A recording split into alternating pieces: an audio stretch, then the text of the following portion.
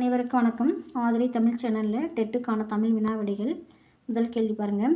தமிழின் முதல் கலை சொல்லாக்குனர் இரேனியஸ்.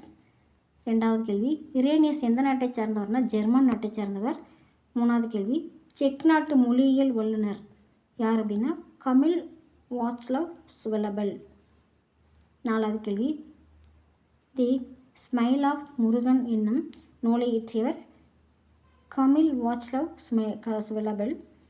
அஞ்சாவது கேள்வி, யாழ்ப்பாணம் ஆறுமுக நாவலர் மாணவர்களுக்காக உருவாக்கியது எதுன்னா பள்ளிகள். ஆறாவது கேள்வி, தமிழ் உரைநடையின் தந்தை என அழைக்கப்படுபவர் ஆறுமுக நாவலர். ஏழாவது கேள்வி, தமிழ் புல்டாக் என்னும் நூலை வெளியிட்டவர் சைமன் காசி செட்டி.